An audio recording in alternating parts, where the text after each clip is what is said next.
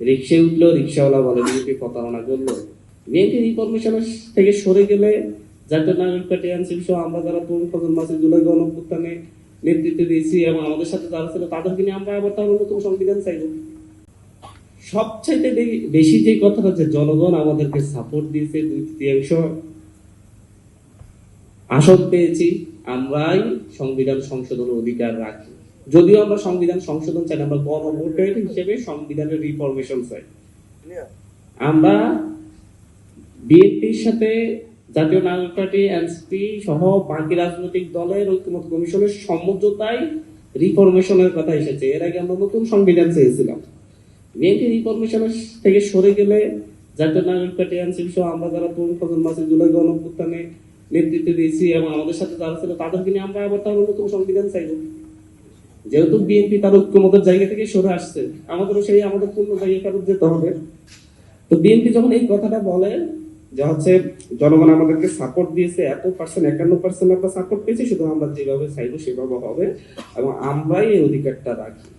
আমি ওনাদেরকে প্রশ্ন করতে চাই, আসলে হচ্ছে আপনারা তখন বলতেন যে গণভোটের যে সাইটটা প্রশ্ন দেওয়া হয়েছে এই সাইটটা প্রশ্নের সাথে আমরা একমত না এবং এই অনুযায়ী আপনারা গণভোটে হা দিল, আমরা এই সাইটটা প্রশ্নের বাস্তবায়ন আমরা করব না।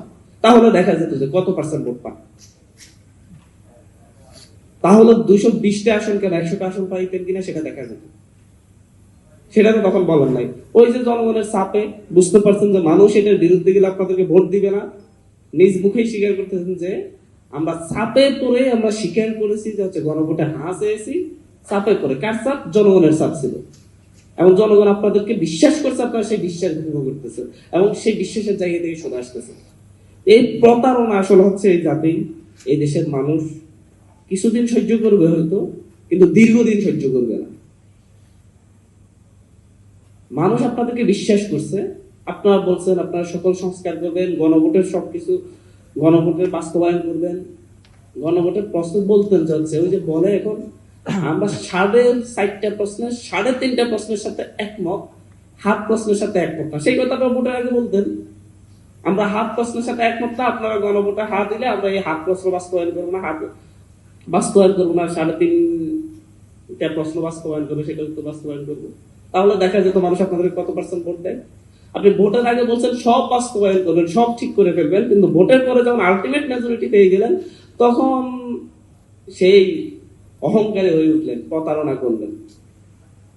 অতটা অবুঝ আমাদের এই বাঙালি জাতি আর নাই। রিক্সায় উঠলো, রিক্সাওয়ালা বলে বিএনপি প্রতারণা করলো, সিএনজি ওয়ালা বলে বিএনপি এটা করতেছে। এবং লেটেস্ট গতকালকে দেখলাম যে হচ্ছে এই ব্যাখ্যাধারী একজন মন্ত্রী খেলা দেখতে গেলেন, সেই ক্রিকেট স্টেডিয়াম ওনার দিকে ক্যামেরা ঘুরানোর পরে পুরো সব গুপ্ত একসাথে হই হুল্লোড় করে বুয়া বুয়া করে স্লোগান দিয়ে উঠলো।